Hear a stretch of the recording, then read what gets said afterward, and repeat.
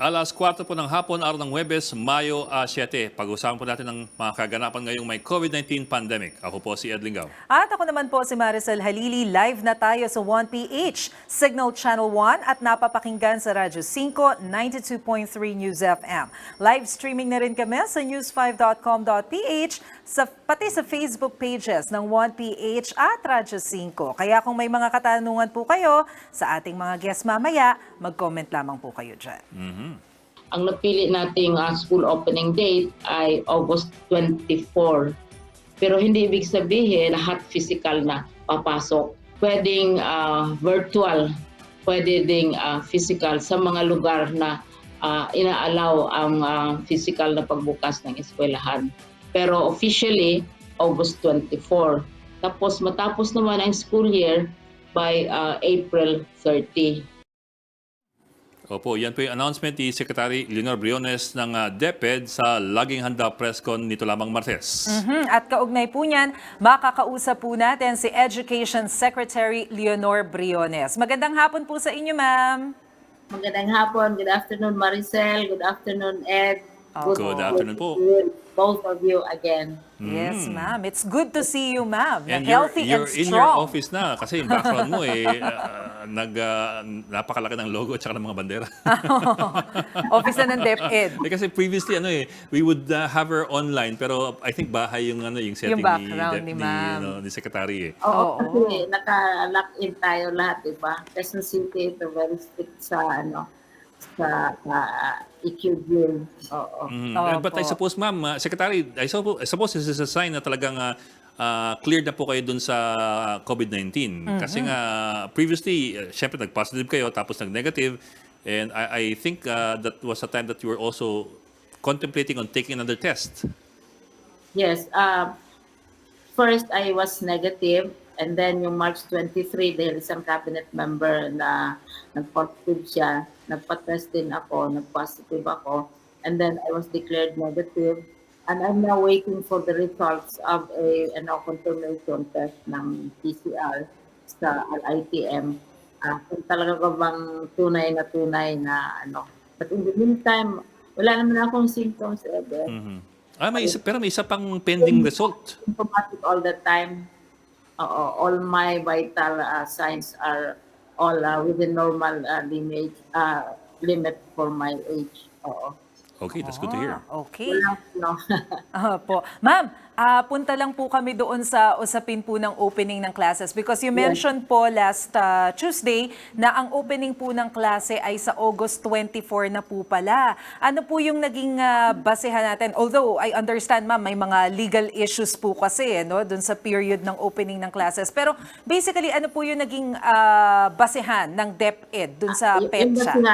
Na-mention mo na yung legal kasi either first Monday of June up to the last day of August. But that's the legal side. But the other is we undertook massive consultation first among our partners, mga supporters, mga donors. We have what we call the education forum. So nagmas kami sa kanila consultation. And then we have our own officials, mga Exicomcom Management Committee. And then finally, we had a research. Nag-poll kami, 700,000 participants ang nag-respond in a matter of 3 days na ano bang dates ang nila sa tingin nila dapat opening. And the majority opted for August 24. Kasi August 24 is the closest date to the last day of August. Kasi Opo. Stretch talaga natin yan August 24. So yun ang reason. There was massive consultation. And a third and final very important reason, Maricel and Ed, it gives us time to prepare. Kasi maraming paghahandaan sa new normal natin ngayon. Hindi lamang ang mga platforms for connectivity, for ICT, online, TV, radio, cell phones, mga learning materials, material from the public and the private sector. In the meantime, right now we have one platform which is called DepEd Commons, Ay, so far 6 million subscribers na teachers and learners na nandoon lahat mga curriculum, lessons, tests, sources of research and other materials nandoon lahat nilalagay, new ways to teach and so on. Ang bilis ng response ng mga teachers at mga learners. So this gives us leeway to prepare. Tsaka also, Maricel at Ed, hindi naman pwedeng magde-delay tayo ng mahaba. Aside from the law, the children are at home, hopefully kept at home by their parents. And if you have a family of children ranging from elementary to perhaps high school and keeping them inside the house for 6 months or even 1 year would be very trying and very taxing for the homes kasi hindi sila makalabas. And kailangan they have to continue with the learning process. Pero ang natin dito, pinaka-primary talaga, Ed and Maricel, is the safety of our learners and of our students, teachers. Oo. Kailangan we want them safe. Kaya may opening, pero pwedeng sinasabi ko na kung where it is possible at inaalaw, yung face-to-face or face-to-face or pwedeng online, pwedeng TV, pwedeng radio, pwedeng cellphone. So lahat ng mga pamamaraan gagamitin to start off the formal learning process for our learners. Pero Secretary, how will or who will determine what system will be in place in each of the school districts? For example po, ilang eskwelahan ang pwedeng face-to-face, o ilang porsyento ng mga estudyante ang pwedeng face-to-face, and so on down the line. Who decides what? Ang primary factor na determinant sa decision natin is the decision of the IATF. If your province or your region is classified as ECG, definitely walang face-to-face yan. Opo. It can only be the other alternatives. So, at saka, isa pa, kailangan those who are very anxious for face-to-face learning would have to comply, those schools would have to comply with the minimum health standards of the Department of Education. Kasi mayroon silang linabas na minimum health standards na kailangan susundin din. No? So, decision yan ng mga schools. Dahil alam mo, Ed at Maricel, matagal ng may mga schools na they set up their own calendars, lalo na sa private sector. Nung open kami ng June, they were starting to open in August. Now we are going to open in August. There are some of them who want to open in June. Ang importante is the system, is the method that they are going to use for disseminating learning, safe for our learners, safe for our teachers. At saka nagko-comply ba sa ating curriculum. Yun. Ma'am, minimum health standard, I understand, kasama po dyan yung social distancing. So, kung ang average po ngayon per classroom, I don't know, nasa 40 po ba? 40? So ano po yung magiging adjustment natin once na nagkaroon na po ng physical presence, kumbaga, yung mga estudyante under, let's say, mga GCQ areas? That's a very important question. Kaya another consideration also, kung mag face-to-face, is the state also of our school buildings. Marami tayong school buildings na this is why we need also the lead time. Marami tayong school buildings na nasira because of the earthquakes, yung series of earthquakes. Nakita naman ninyo sa media yung damage sa mga ceilings. Ayusin yan. Pero importante yung requirement ng social distancing, yung minimum health requirements na hinihingi ng Department of Health. So this will mean smaller classes, obviously, and also mga physical adjustments which have to be made. Ito dapat paghandaan between now and August 24. So we have an undersecretary who is looking at the physical infrastructure, an undersecretary who is primarily responsible for the curriculum. No? Another undersecretary is in charge of the non-face-to-face modes of transmitting learning. No? So ito lahat, kinoconsider natin, and we feel that to stay, if you want to stay within the bounds of the law, it will have to be really the very last week. At isa pa, Ed and Maricel, na-mention ko ito kanina sa isang interview, one aspect na hindi masyadong di-discuss pa tungkol nito sa COVID and schooling is the psychosocial impact of COVID-19 on our learners and on our teachers. Kaya in August, sa aming calendar, the first week will be devoted to psychosocial, tinatawag natin, briefing.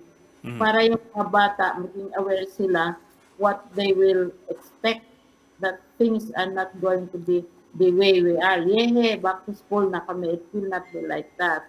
And also, the teachers themselves need psychosocial perspectives, in dealing with the children, and also in their own relationships, because they will have to teach in different ways. They will have to learn, they will have to upskill themselves in new ways of transmitting knowledge. Kaya between June and August, there will be time for that. Pero first week, it's all psychosocial preparations for the students on August 24. Yon ang first day natin. First week, first 3 days. Right now, katatapos lang ang ating mga teachers, they underwent psychosocial orientations. Now we got a professional to conduct virtual classes para they will see and they will appreciate what they have to deal with when the kids start coming back, and also what they will have to deal with as they deal with themselves and they deal with the new ways of teaching, because it's practically a new world of learning which has been activated and speeded up by COVID itself. Secretary, if you don't mind po, I'd like to get parang a more specific example, kasi syempre yung mga estudyante at mga magulang nangangapaya mga yan eh. For example po, kuha tayo ng GCQ area. For example, Samar o kaya Lanao del Norte, GCQ po, di ba? Sa ganung mga kaso po, for example, syempre social distancing pa rin in following health standards. 40 students class size dati. Would you need to stagger the teaching hours po para 20 lamang per class, or would you need to do for example kalahati? Kung physical, no? Pero wala yan, out of the question yan sa ECQ. Wala kung physical yan. Even to a certain extent, ECQ, no, very limited yan. And we will have to reduce the sizes of the classes. Hindi kagaya ng internet or other platforms na like as I said, that at Commons you have 6 million people all accessing it. Pero kung yung physical, because of the social distancing requirement, kailangan i-reduce namin yung size ng classes. And this has very powerful implications on our infrastructure. That's why we need time to also prepare for the time when face-to-face classes will be possible for certain places. Sabagay, 4 months pa eh. Yeah, Mayo pa lang naman, matagal-tagal so pa. hanggang end of August pa naman. Yes. Oo. Ano ang mangyayari kasi naka 2 months vacation na ang teachers. So they will have to be reporting officially. Again, pwedeng online, pwedeng it will largely be virtual, no? Na they will officially report for work. But they're not going to be just saying na they're reporting for work. They will really be working because they will have to be learning new things. They will be accessing the DepEd Commons. They will be undergoing upskilling, and they will be preparing for their lessons and practicing the new ways of teaching. So, paghahanda yun ang gagawin nila. Kasi they have to report for work by June dahil naka 2 months vacation na kasi sila, Ed and Maricel, di ba? May 2 months vacation sila. So, maghahanda na sila. And they will really be officially working already, but working by upgrading, by learning new things, by preparing for school, and looking at the new ways of by which learning is transmitted. And then sa ano naman, infrastructure level naman, we are hoping na talagang mahabol natin yung paghahanda ng schoolhouses. And perhaps you will understand why we are quite reluctant on the use of schoolhouses as as ano yan, holding areas for COVID suspects or COVID patients dahil we require local governments to submit to agree na they make sure and they ensure that after the use of the schoolhouses, they should be kept clean. Yung paglilinis and all that, yung mga responsibilities, pinaklaro talaga namin yan. Dahil pagdating ng mga bata, ayaw natin ng any risk at all to the children if that happens, when that happens. Yes. So ma'am, June 1, lahat ng teachers back to work na. Back to work, they will say, I'm back to work. They can communicate with their principal, their superintendent, the supervisor, i-populate yan lahat. Magre-report sila because that will be the basis for the continuance of their salaries. And they're back to work, they will be asked to do certain things, they will be asked to undergo upskilling, they will be asked to attend the virtual seminars, and update the record. So in a sense, they will also be working, but largely virtual until the formal opening is also very likely might be mostly virtual on August 24. Paghahanda yon. So hindi maputol yung hindi maksak yung pag-receive nila ng kanilang salaries kasi tapos na yung 2-month vacation nila. And government cannot afford, of course, to give 6 months, vacation or days off to government employees. Hindi. They will also be upgrading themselves. So, Sec, so far, meron tayong text-in question. yes. Mga galing netizen. Text-in question, okay. Nagte-text po, mga nagtatanong, paano raw po yung mga teachers na walang tools pang virtual? We are planning and then may program naman tayo na ang mga teachers bibigyan ng virtual. Pero karamihan, I know for a fact na maraming teachers mayroon silang laptops, mayroon silang cellphones, mayroon silang television, and most likely mayroon silang radio. Pero yung dedicated talaga ay bibigyan ang teachers. At saka yung ating halimbawa, binabago din natin yung konsepto ng Brigada-Eskwela. Kasi alam mo, Ed and Maricel, di ba? Yung Brigada-Eskwela, nagbibigay ang community, mga donors ng school bags, ng mga paper, notebooks, pencils. Ang sabi namin, mag-donate sila ng mga laptop. Mag sila ng toys, itong mga electronic gadgets para pamubod natin sa mga communities na walang ganong mga toys and laptops and so on. According to surveys ngayon, the use of cell phones, there are more cell phones than people in the Philippines. Oh yeah. Of course, no. Pero ang pinaka talaga, classic of course, is radio. And this is where yung mga radio stations ninyo na related sa inyo are going to be very useful. Kasi bata pa ako. Ang joke ko nga, Maricel, ay kayo ay mga molecules pa. And I was already a human. Ginagamit na yung radio school of the air. Opo. So, classic talaga yon. So, that's what we also resorted to.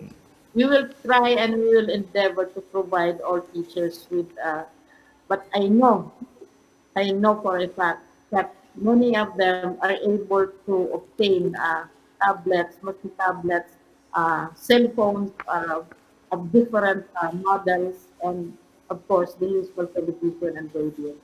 And Sec, in the Philippines, there are more SIM cards than people.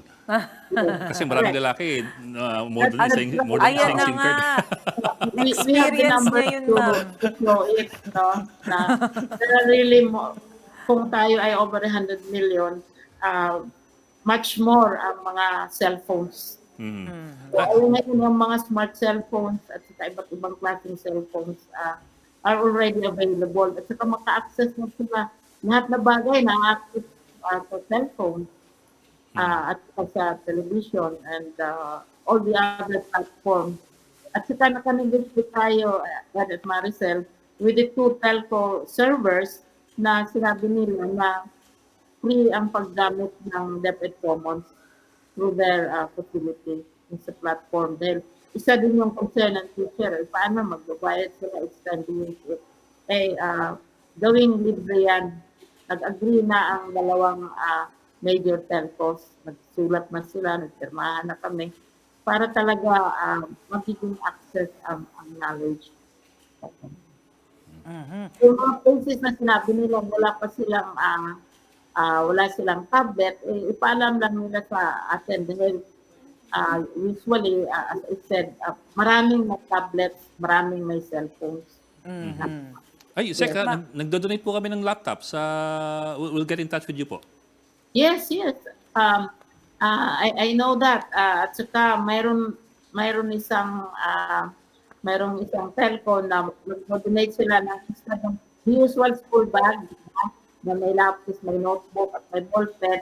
Usually malaking bag na mayroong laptop, mayroong mga gadget sa loob para makakatulong. Ang iniisip namin kasi limited ang number, ibibigay namin ito sa mga outstanding teachers. Mga teachers talagang nag-contribute sa bagong pagpaparaan ng pagturo. Kasi marami tayong mga teachers na magagaling.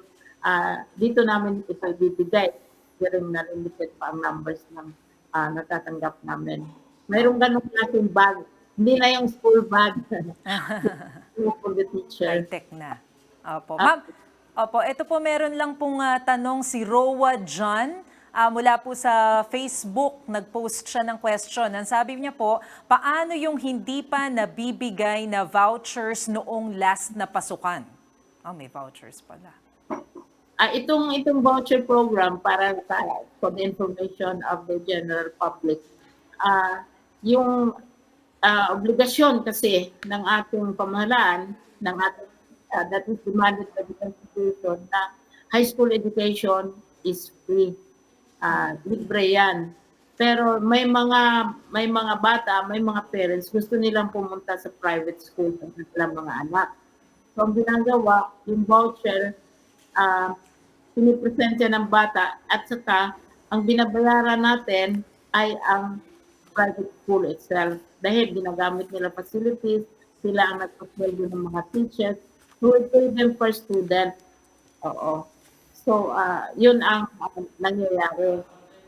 Sa yung iba naman, may practice sila na bago mabayaran sila ng DepEd, halimbawa, per student yan, depende sa ang rate, depending on the degree of yung halimbawa mga open day schools at yung mga municipal schools. Mayroong iba na may mga internal arrangement sila na the students pay for their tuition in advance. Tapos pag magbayad ng government, refund nila yon. But those are internal arrangements. No? Yung mga hindi pa nakakatanggap, kasi yung voucher system natin is really payments for schools. Oo. Opo. Ang private schools ang nagbibigay ng ganong klaseng service dahil parents na pumasok sa private school ang anak nila. Okay. Sige po ma'am, maraming salamat po sa inyo sa pagsama nyo sa amin ngayong hapon. DepEd Secretary Leonor Briones. Always a pleasure po. Maraming salamat. Anytime you just call kung kailangan niyo ng clarification ng ating mga policies at mga palakad. So see you virtually on August 20. Thank you po. Thank you, ma'am. And good news man po mula sa DOH na itala na po ang pinakamataas na bilang ng new recoveries na nasa 112. Dahil po dyan, umakyat na sa 1,618 ang kabuang bilang na mga gumaling. Pero di pa rin dapat magpakampante dahil dumarami pa ang nagkakasakit na ngayon ay nasa 10,343 na. Panoorin na natin ang kabuuan ng virtual briefing ng DOH. Panahon ng krisis. Malaki po ang naitulong nila sa atin upang maiparating natin ng mabilis sa lahat ang mga dapat nating malaman.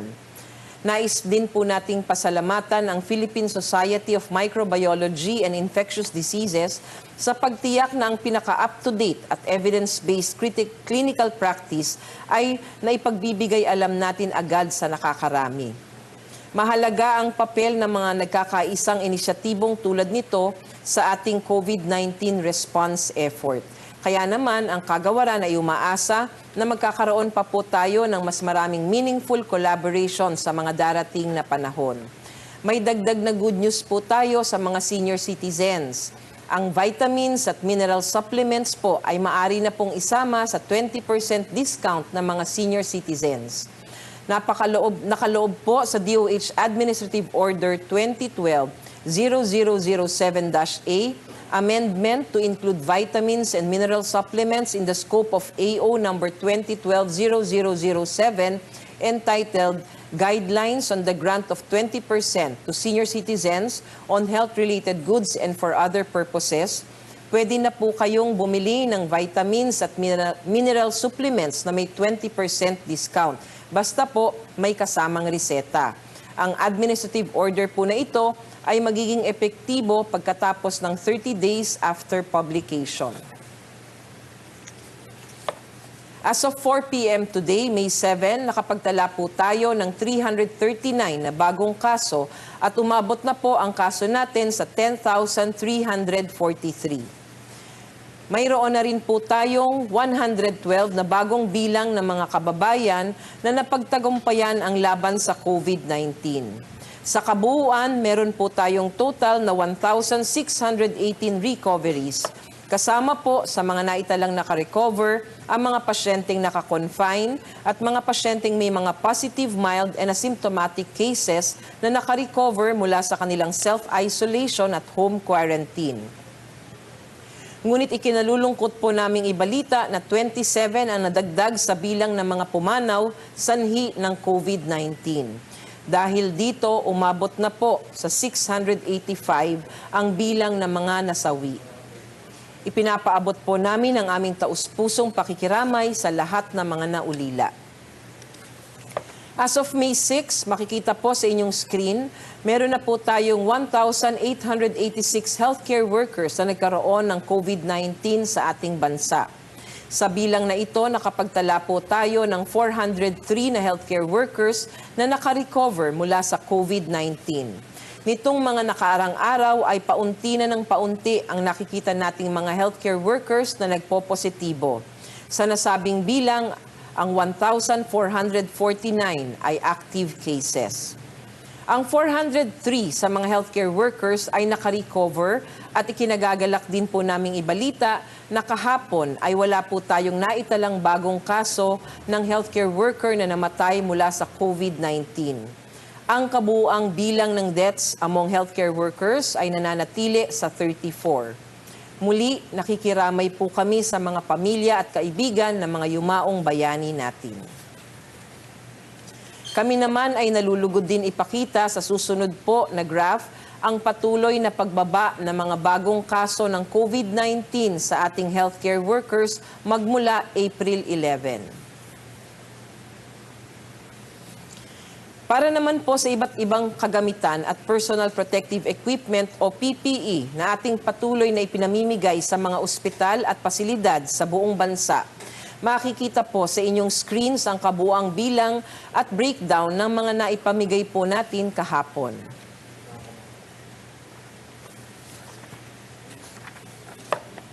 Sa ating testing capacity naman, sa kasalukuyan ay meron na po tayong 23 licensed laboratories sa buong bansa. As of yesterday ay nakapagsagawa na ang ating mga laboratorio ng kabuuang 144,795 tests at nakapag-test na ng 130,990 unique individuals. Ang 13,379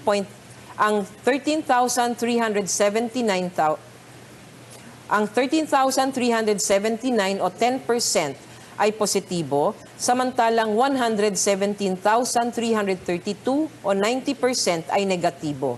Lilinawin lang po namin na ang bilang ng mga total tested individuals ay maaring mas mataas sa official number na inilalabas sapagkat ang mga numero pong ito ay sumasailalim pa sa case verification at validation process ng DOH. Sa huling talaan natin kahapon, May 6, ang kagawaran ay nakatanggap ng 74 facility requests para sa emergency hiring ng healthcare workers. Meron na po tayong 2,980 slots na na-approve for hiring sa 51 na health facilities. Kasama po ang mga quarantine facilities. Meron na po tayong 747 na personnel ang natanggap sa 6 na ospital at quarantine facilities. Nakapag-redeploy na rin po tayo ng 827 na nurses sa ilalim ng Nurses Deployment Program. 177 nurses sa Luzon at 650 sa Visayas at Mindanao. Patuloy po ang ating panawagan para sa ating mga frontliners. Heto po ang mga numero para sa ating priority facilities na bukas para sa ating mga bagong bayaning healthcare workers. Hindi magtatagal at tayo ay makakapag-transition na sa new normal.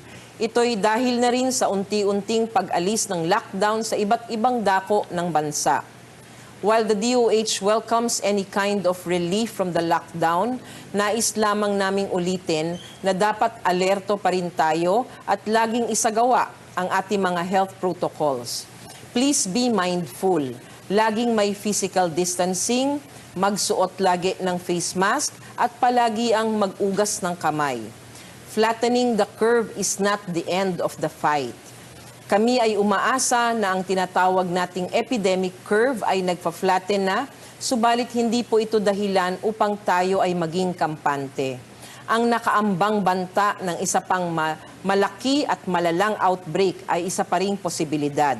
Katulad po ng sinasabi namin noon, ang pagtaas ng testing capacity ay magdudulot ng dami ng mga bagong kaso. Subalit inaasahan din naman namin na bumababa na ang mga kasong ito. Dahil sa pagtest, nakita natin ang kabuuang sitwasyon upang magabayan tayo kung paano tayo re-responde. Ang contact tracing naman ay ginagabayan tayo kung sino ang dapat itest at ang isolation measures, ang pagbubukod sa mga positibo ay nakakabagal sa pagkalat ng virus.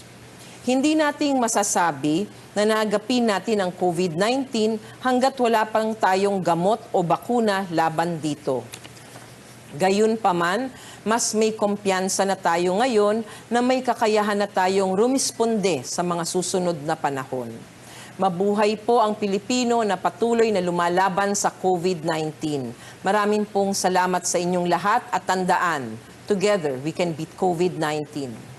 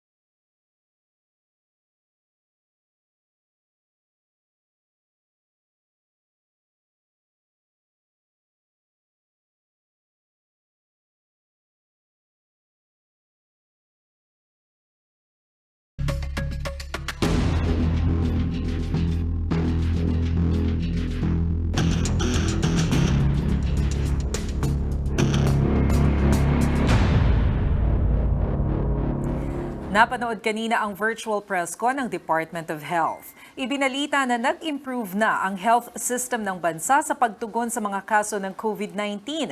Nag-flatten na rin ang curve. Pero dapat pa ring doblehin ang pag-iingat at sumunod sa guidelines oras na i-lift ang enhanced community quarantine. Sa ngayon, nasa 6.6 ang case fatality rate at patuloy raw na bumababa. Asahan naman ang muling pagtaas ng kumpirmadong mga kaso. Pero wala raw dapat ikabahala dahil senyales ito ng paglakas ng testing capacity. Sa huling tala, nasa 10,343 na ang kaso ng COVID-19. Umakyat naman sa 1,618 ang total recoveries, habang 685 ang nasawi. Nasa 1,886 healthcare workers naman ang tinamaan po ng COVID-19. Ang good news, wala nang naitalang namatay na healthcare workers dahil sa COVID-19 kahapon. Isinailalim na sa isang linggong lockdown ng barangay Addition Hill sa Mandaluyong City at posible raw na may iba pang barangay na susunod. Para po sa detalye, nasa linya ng telepono si Jimmy Isidro, ang Chief of Staff ng Mandaluyong Mayor's Office. Mr. Isidro, good afternoon po. Thank you for joining us. Yeah, good afternoon, Ed, at good afternoon, Ms. Mase. Sir, tell us about the implementation po ng lockdown. Itong dalawang barangay, di ba? Actually, isa lang po ang inuna natin ngayon, Barangay Addition Hills. At ngayon po ay magkakaroon kami ng tinatawag dyan na mass testing po, around 3,000 yung itetest po natin dyan. Well, sir, tell us about the parameters. When you say lockdown, exactly what do you mean? Anong bawal, anong hindi pwede gawin? Totally ho, bawal lumabas lahat. Pinasara po namin lahat ng tindahan. Pinasara namin yung mga ano po dyan. Ang pwede lang po namang makalabas is yung mga health worker at saka yung mga essential employees na hindi nagtatrabaho po dyan sa Addition. Okay. So ibig sabihin for 1 week, sir, Yes po. hindi sila pwede. Paano yung mga pagkain nila, yung mga grocery, yung mga arawan kung bumili? Actually po, nag-distribute po kami ng 32,000 plus food packs po for 1 week for them. At halos natapos na rin po namin yung amelioration nila kahapon. At yung mga dapat po ibinigay na benepisyo sa mga drivers ay napamigay na rin po ng City of Mandaluyong. Pero yung Addition Hill, sir, ito ba yung area na may pinakamaraming COVID cases o pangalawa lang siya? Actually po, sa dati po siya yung nangunguna, ngayon po mangalawa po siya. It's 52 cases po. O kasi parang ang number 1 yung Barangay Mauway. Mauway, opo. Ayan po yung isusunod namin by Monday. Bakit nauna po yung Addition Hills kung mas Kasi po, marami nung pala sa Mauway? nag-decide po kasi kami dati, ang Mauway po ay nasa 50 lang, ang Barangay Addition Hills ay nasa 51 na po noon. So, ito lang po, nag-overtake lang po ngayon. I see. Pero, Mr. Isidro, ito pong sa Addition Hills, this is, I think, the longest lockdown by any LGU of barangay. Kasi yung Manila po, dalawang araw lamang. Yes. Ito po, isang Kasi linggo. Kasi nga po, ang napagkasunduan po namin ay magma-mass testing po kami ng 3,000 katao dyan. At lahat po ng magpa-positive doon sa ano po ay i-isolate na po namin. Kaya po talagang ganun po. Alam niyo naman po sa Mandaluyong, sa amin pong swab testing, nakaka-200 po kami a day na nasa-swab. Ito naman po ay yung gagamitin natin, yung rapid test. Pipilitin po namin matapos in 5 days yung testing. Does that mean na kung matapos kayo in 5 days, then you cut short yung lockdown to 5 days? Ganun ba? Hindi po. Tutuloy pa rin po namin kasi dyan sa totoo po, ang nahuli po dyan, medyo matigas ang ulo, umabot na rin po ng 1,000 eh. Kaya kailangan po madisiplina muna po yung mga tao. Kasi po yan po yung pinaka-biggest population sa lungsod ng Mandaluyong. So marami pa rin talagang pasaway. Meron pong pasaway, kaya ganun po. Kasi dikit-dikit po yung bahay, hindi mo naman po masisisi. Pag nagkwentuhan, halos tapat lang ng bahay nila. So ngayon po talagang sinara muna namin. Sir, ito bang Addition Hills, ito yung sa may bandang Martinez sa Avenue? Yan po, yung yung kaliwat kanan yung palengke? Yes sir, yan po yun. Yan yung pinakamaraming tao. Sabi ko nga po siya, almost 15,000 individual ang nandyan. Congested area nga yan eh. Yes po, yan po yung IS natin. Pero sir, ito rin, isang main thoroughfare ito dahil Martinez sabi niyo yan eh. Ito yung galing City Hall. Yung Martinez po ay bukas naman. Yan lang po mga bahay sinara natin. At saka po yung mga maliliit na street, yun po yung sinara natin. Okay. So, accessible pa yung Main Street. Accessible po yung pinaka-main road, yung city road. So sir, yung Addition Hill, sinimulan ngayong araw yung lockdown. Yung Mauway, kailan po target? Tinatapos lang po natin, sana po matapos namin yung mass testing within 5 days kasi po doon namin ililipat po yun. Yung susunod okay. naman po. Kasi po because of the manpower, yung mga police natin, pag nilockdown nyo po kasi kailangan nyo rin ng maraming manpower na gagamitin. Pero sir, kasi asyete ngayon eh. So, Yes, sir. kung 5 days muna yung Addition Hills, tapos yung sunod na barangay, maaaring after that, ibig sabihin this is regardless of whether or not ma-lift ang quarantine, ang ECQ sa A15 sa Metro Manila. Yes, po. I mean, wala sa konsiderasyon yun. Yes po, napag-usapan po namin ni Mayor yan. Kung sobra naman po yung 2 araw, ano ba naman yung 2 araw, dahil iayos na lang po namin. Kasi ang katabi po nito yung mental hospital naman Opo. Itong barangay Mauway, kaya kailangan Yun po pala talaga yun. masigurado natin. Doon Yung pala pala yung yun. area ng Mauway. Kaya po nakikipag-coordinate kami sa mental hospital na magkaroon na rin siya ng talagang mass testing din po sa lahat para sabay-sabay po kami pag natapos yung lockdown sa Mauway naman. Pero po, good luck po sa inyo kasi 1 linggo po yan. Medyo mahaba-habang lockdown yan. So, medyo Mabigat. testing yan sa mga tao tsaka sa LGU kung paano yung papatupad yung lockdown. In terms of food, naman po requirement, nakahanda naman po ang aming city. And in terms of instilling discipline pagdating sa new normal, at least alam ng mga tao kung paano na po mamumuhay pagkatapos ng lockdown. Kasi hindi na po biro ito. At hindi natin masasabi ang new normal, iba na rin po. And then talaga pong gusto ni Mayor Menchi, masaturate po namin lahat, matest namin talaga lahat para po walang maiwan. Ay, sir, eto. May nakikitanong lang po. Phone-in question. Sa barangay Buwayang Bato raw po kaya? Di ba tayo yan? So, tayo bang Buwayang Bato? Hindi Eto po, ba yun? ako po kayo ng Highway Hills po ang Oo, nakakalaban. sakop tayo ng highway. Ikaw talaga. Alarmist ka. Ang Highway Hills po ay pangatlo. Ang Highway Hills ay pangatlong pinakamaraming Yes. COVID cases? Pangatlo, Ayun. naglalaro po sa pangalot, pang-apat. Yan po ang niyan. Yes. Yun doon yung nakakatakot Pero sa atin. kung magla-lockdown po kami, hindi kami masyado sa sa mga business center po. Ang talaga pinofocus po namin yung mga congested area. O yun, Ang Buhayang Bato po ay maliit lamang na barangay. Kaya at disiplinado po yung mga tao po doon at hindi po ganoon kalaki ang Malamang po hindi sila abutin. Dito po sa Highway Hills, kamusta kami? Sa Highway Hills po naman sir ay sabi ko nga tayo po ay nandiyan sa mga opisina. Ang siguro lang po i-require ni Mayor sa mga offices na once na bumalik na po yung GCQ ay siguraduhin ng mga employer, ng mga companies na na-test nila yung mga tao nila.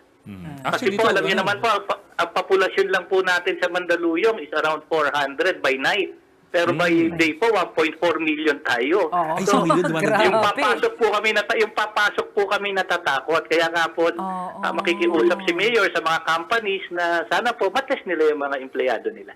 Ganun pala yun, na 1 million dumadagdag sa daytime population ng Mandaluyong? Yes po, sa daytime population, ganun po tayo karami. Kaya matraffic po tayo oo nga. Mga okay. nagtatrabaho. Gitna nga ng Metro Manila eh. Yes, ganun po siya. Tapos nandiyan pa yung National Center for Mental Health. Ang dami rin Ay. Kanina po nakipag-coordinate po si Mayor sa Director ng National Mental Health at marami na po silang measure na ginagawa. Actually, puspusan po yung testing nila everyday. Sa mga empleyado po ay I think 90 a day sila starting Monday. At doon naman po sa mga kanilang pasyente ay nagkakaroon po sila ng rapid testing ngayon. Ganun pala yun, ha? Kaya- Hindi alam yun, ha? Oo nga. Grabe pala yung Mandaluyong. Madami As in, kasi 1 mga million business. 1 million ang daytime increase. Yes. Napakaliit lang po ng ating ng lugar, almost 11.26 square kilometers lang po tayo, the second smallest city in the Philippines. Pero ganun po yung population natin. Pero kasi everybody passes through Mandaluyong to get from north to south Manila eh. Correct. Hindi po sila makakadaan pag hindi sila dumaan ng Mandaluyong. There you go. Okay. Okay. Maraming salamat po. Thank you. Maraming salamat sir. po, Kuya Ed at Ate Maricel. Good luck po Okay. sa inyo dahil matrabaho po yung gagawin nyo. Salamat, Kuya Jimmy. Kasama naman po namin kayo sa pagbibigay ng impormasyon sa aming mga tao na talagang iba na ang pagpasok natin sa new normal. Sige po, we will keep in touch for next 5 days. Yes, We'll sir. see how Maraming it goes. salamat po. Salamat Thank you po. po. Mr. Jimmy Isidro, ang Chief of Staff ng Mandaluyong Mayor's Office. Okay, update naman tayo sa abroad. Balik-eskwela na ang senior high school students sa Wuhan City, China matapos ang halos 3 buwang class suspension dahil sa COVID-19.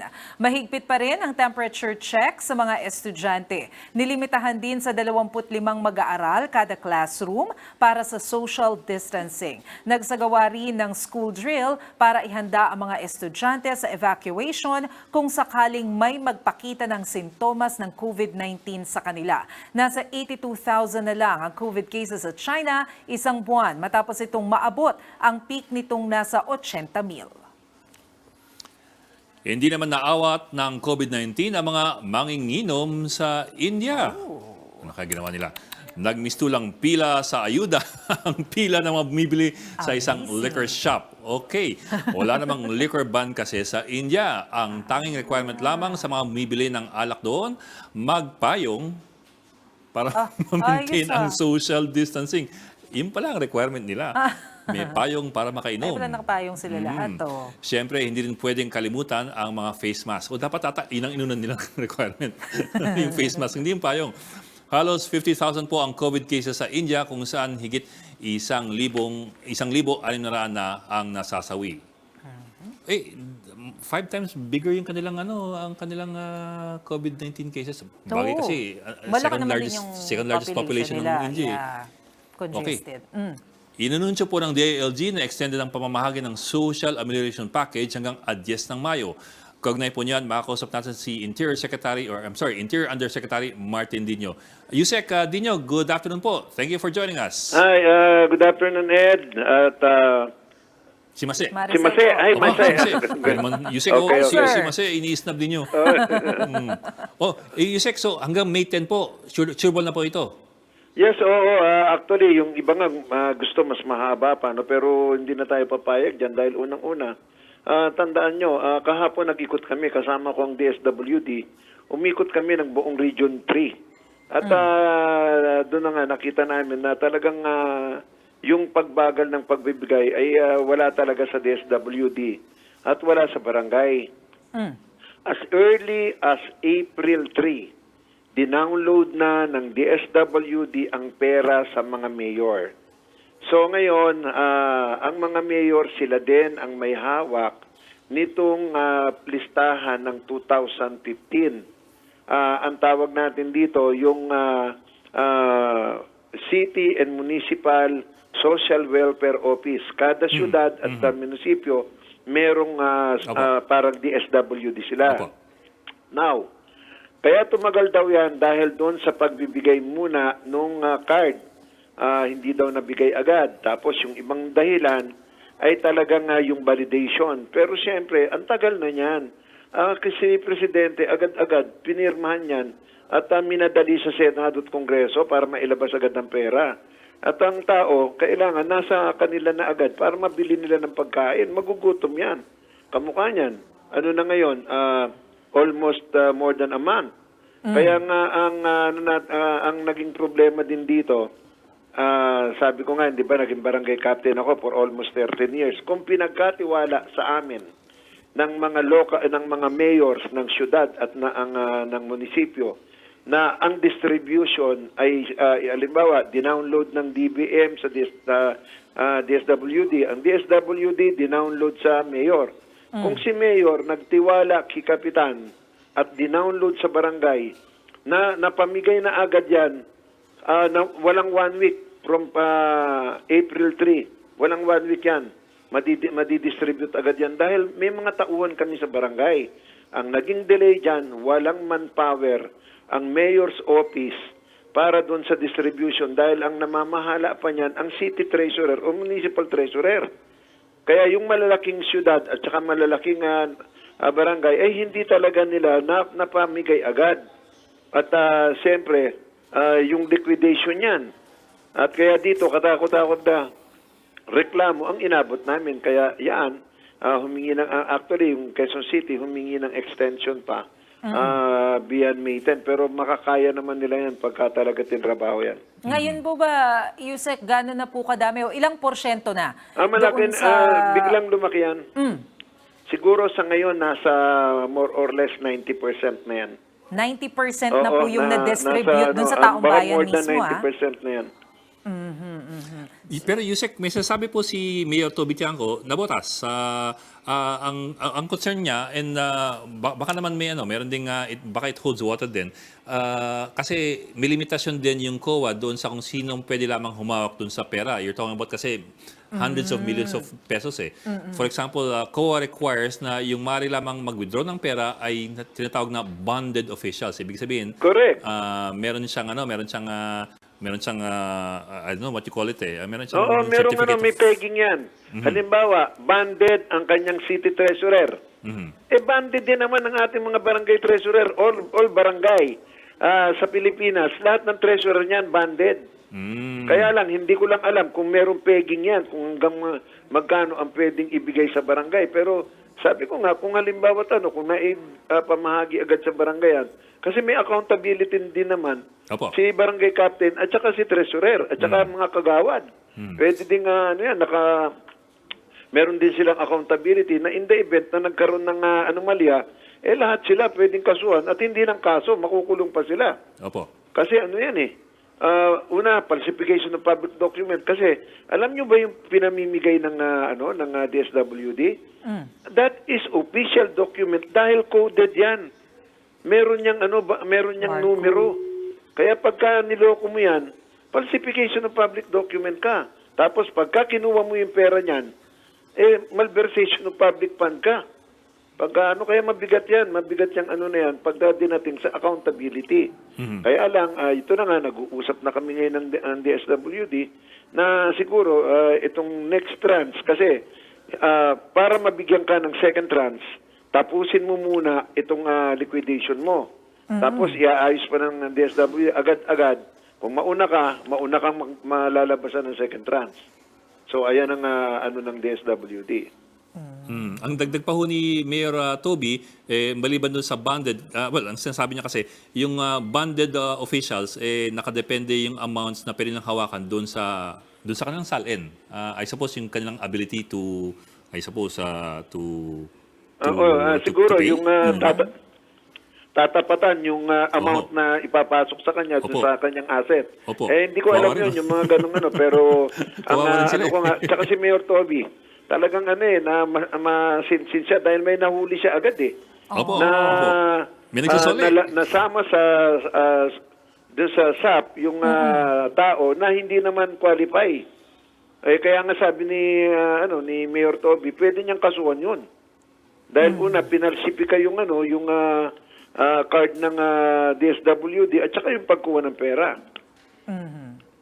So, ganun. Yun, isa din sa mga dahilan na talagang naghigpit ang mga mayor. Pero ang kapalit ng paghigpit nila ay yung kagutuman ng mga tao. Dahil hindi nakarating agad sa kanila yung pera na dapat na ayuda sa kanila na si Presidente naman minadali. At talagang naaawa siya doon sa mga naka-lockdown. Kongreso at Senado, tinapos siya ata ng isang araw yan. Kaso, mahigit isang buwan na sa kamay ng mga mayor yan. Ay, Yusek, yung paano ka lang magdagdag ng 5 milyong pamilya doon sa number ng beneficiaries na 18 million originally, naku, panibagong natrata na naman yan. Hindi, ito na nga. Kaya nga umiikot kami ngayon.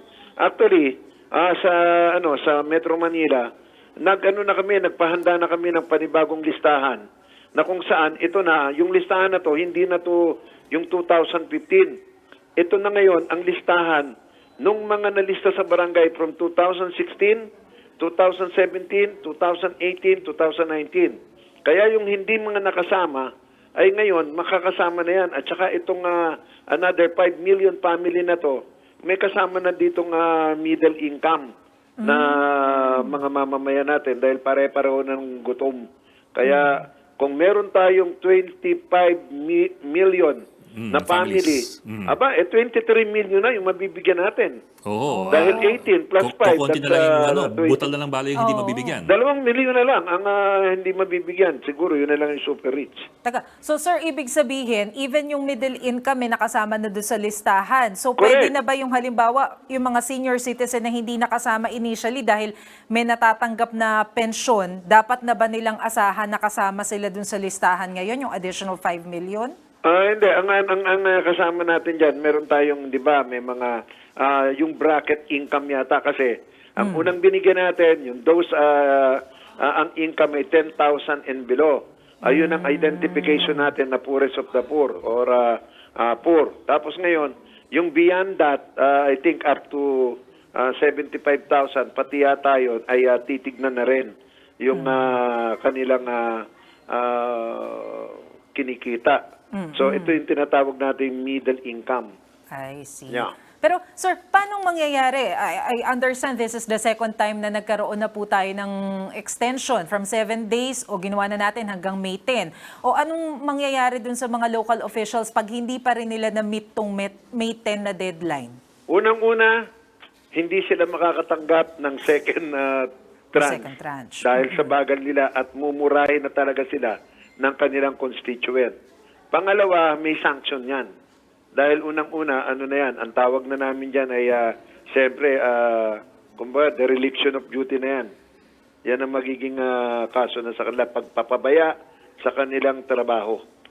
So yun, dahil may time limit ang kada trabaho natin, di ba? Ay, sir, ito, may ano lang, may may pahabol na tanong. Ano raw po yung parusa dun sa mga LGU na hindi nasusunod yung social distancing kapag ka nagpapa-distribute sila ng SAP, kagaya daw po yung nakuha na namin ng video sa Caloocan at Quezon City? Actually, kung ako tatanungin nyo, isang batas na lang ang aking i-impose sa kanila. Ano tong batas na to? Ito yung Republic Act 11469, known as the Bayanihan Heal as One Act. Ano nakalagay sa section 6 nitong batas na to?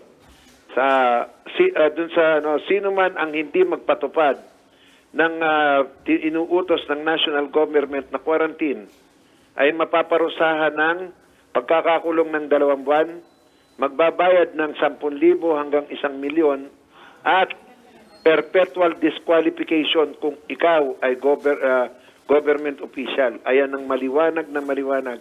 Wag na tayong kung anong batas pang dito na natin. Dahil itong batas na to, ginawa ito specifically para sa COVID-19. Kaya yung mga nagpapabaya na naka-report sa amin, itong mga sinyokos order ko, meron na akong 100 na nasyokos order, 20 from Manila, 25 from Quezon City, etc., etc. Sila ngayon ay sasubmit ng report sa akin kung bakit hindi sila ididemanda sa ombudsman or kung saan man na ating para parusahan dito sa violation na ginawa nila. So ito na, meron na tayo ngayon, meron na akong more or less 100 at sa buong Pilipinas, ma'am, ang complainant natin sa barangay more or less nasa 2,000 na. At dito lang sa SAP, dito lang sa social amelioration ay umaabot na ng 3,000 bali yung sa bagong ngayon natin 1,002 pero ang kabuuan nasa 3,692 na sa NCR. Okay. Okay, si Yusek Maraming salamat Martin po. Dino. Tanda ko pa si Yusek dati, nung barangay captain, kinakabaw namin yun. Talaga na Teka, interview huwag natin, pa. teka, Mga anong magmumukha tayong year matanda. yan? Huwag na. Bata pa tayo na, Ned. Bata naman tayo, wala nang ganyanan. Sige. Okay, thank you. Thank Yusek you, Martin, maraming Yusek. salamat po. Ay, eto, batiin lang natin yung mga aktibong nagko-comment dito sa ating Facebook pages. Sina Jing Almalvez, Stacy Reducto, Mark Ryan Santos, Kate Medina at Bong Omar Calpin. Tutok lang po sa 1PH mga kapatid, magbabalik ang aming special coverage sa COVID-19 Enhanced Community Quarantine.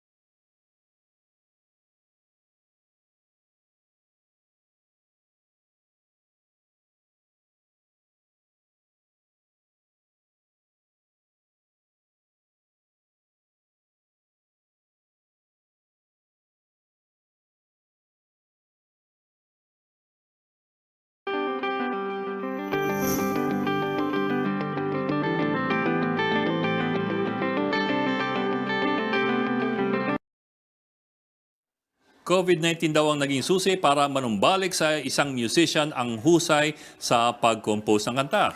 Kilalanin na natin ang musician na yan na si RD Lopez. RD, good afternoon. Good afternoon, magandang hapon. Oo, RD, ano ba itong ginawa mong kanta? Well, ganito yan kasi syempre nung nag-umpisa yung lockdown mga sa kalahating buwan before, no? Sa umpisa talaga medyo parang nadidepress ako, na nagiging anxious kasi nga I have a daughter who's a frontliner, doktor siya.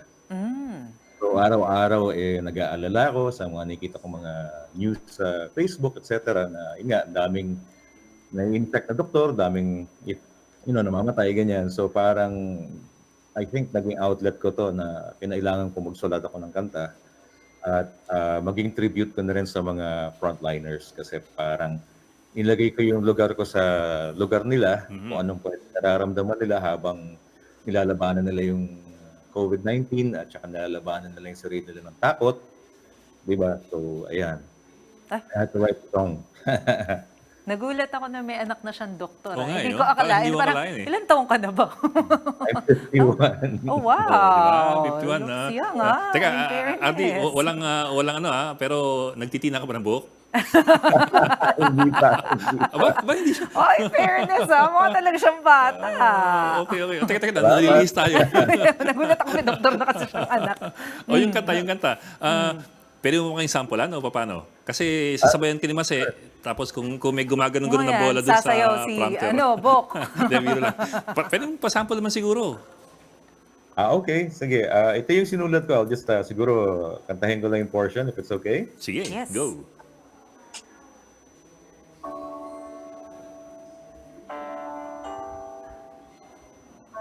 Naririnig yun ba? Oh, nasa keyboard pala siya.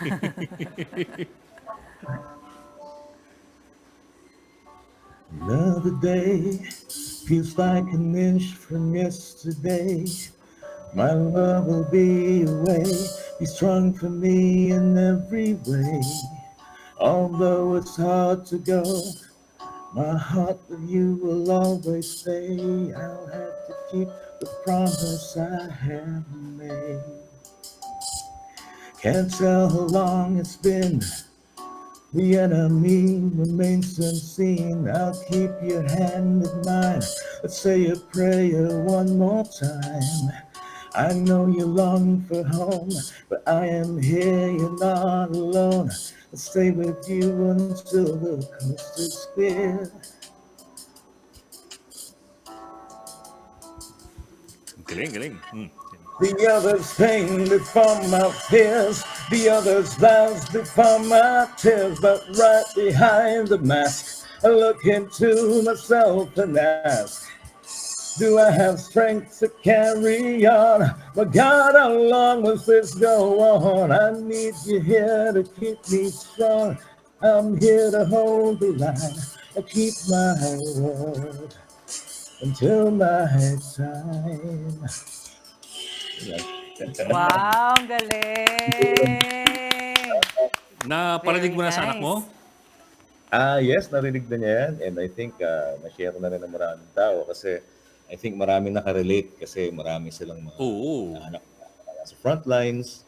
Tapos medyo naantig sila kasi medyo I think na isa sulat ko talaga yung mga nararamdaman ng mga nasa frontliners na kahit takot na takot sila at they're lonely kasi yung mga pamilya nila hindi nila makita, laban pa rin sila, talagang sa frontlines pa rin sila na talagang ginagawa nila yung kanilang oath, kanilang duty, sinumpaan nila yun so talagang buong tapang nilang hinaharap yun kahit ganun kadelikado.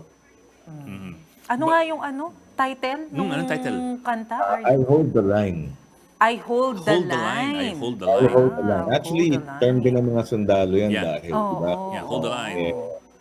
Yung paglusob na yan na hindi mapipigilan talaga, they'll do their best to hold the line para hindi masaktan yung mga nasa likod nila. So our frontliners are holding the line from this COVID-19 virus to just protect everyone they can.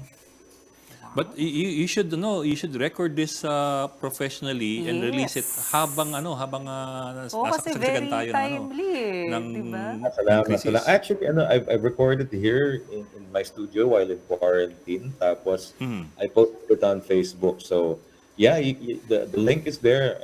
It's on People Facebook na. Yeah, nasa Facebook siya. And I think it's been shared like a lot of times already. And Oy, RD, Pick it up tell us and- tell us how to find it so that the people can share it some more. Sure. I think I gave the link to